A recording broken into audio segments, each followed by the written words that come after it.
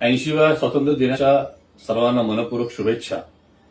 महाराष्ट्रातील जैन समाजातील अल्प उत्पन्न गटातील लोकांच्या आर्थिक सक्षमीकरणासाठी, विद्यार्थ्यांच्या शैक्षणिक विकासासाठी, जैन तीर्थांच्या संरक्षणासाठी, जैन साधू संतांच्या विहारधाम विहार सुरक्षेसाठी, प्राचीन ग्रंथ संपदेच्या पुनर्लेखनासाठी, त्याबरोबरच जैन समाजासाठी सार्वजनिक व्यवस्थांचं निर्माण, त्यामध्ये समाज भवन असेल, उपाश्रय असेल, स्थानक असेल, भवन असतील, अशा पद्धतीच्या सार्वजनिक सुविधांचं निर्माण असेल, शैक्षणिक सुविधांचा विकास असेल, अशा अनेक गोष्टींसाठी महाराष्ट्र सरकारनं महाराष्ट्राचे मुख्यमंत्री आदरणीय नामदार देवेंद्रजी फडणवीस, महाराष्ट्राचे उपमुख्यमंत्री नामदार एकनाथजी शिंदे, महाराष्ट्राचे उपमुख्यमंत्री नामदार सुनेत्राताई पवार या सर्वांच्या मार्गदर्शनाखाली जैन अल्पसंख्याक विकास आर्थिक महामंडळाची स्थापना केली आहे।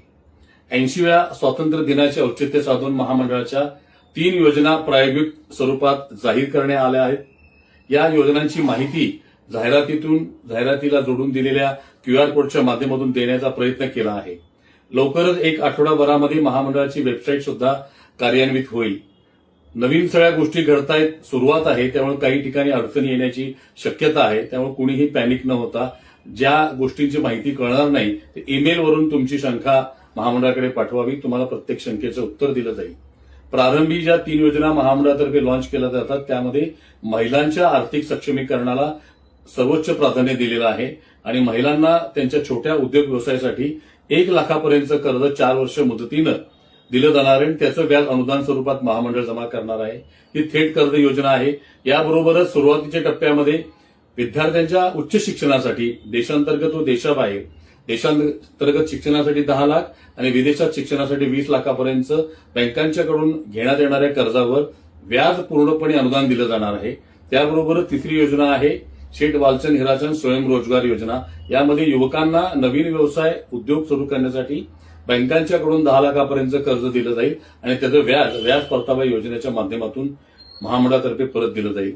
महासती चंदनबाला थेट कर्ज योजना महिलांसाठी, कर्मवीर भाऊराव पाटील उच्च शिक्षण कर्ज योजना युवकांच्या उच्च शिक्षणासाठी आणि शेठ वालचंद हिराचंद स्वयंरोजगार योजना युवकांच्या उद्योग व्यवसायासाठी, या 3 योजना आता आम्ही सुरू करत आहोत आणि या संदर्भातली जाहिरात आपण पाहावी आणि त्यानुसार अर्ज करावे।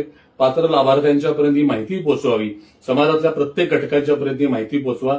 त्या ठिकाणचे स्थानिक समाजाचे पदाधिकारी आपल्याला माहिती देतील, मार्गदर्शन करतील। याबरोबरच महामंडळाची कार्यालय सुद्धा मौलाना आझाद महामंडळाच्या कार्यालयामध्ये आहेत, त्या ठिकाणी सुद्धा आपल्याला हे अर्ज दाखल करायचे आहेत। तर यासाठीची माहिती वेळोवेळी आपल्याला वेगवेगळ्या समाज माध्यमातून दिली जाणार आहे।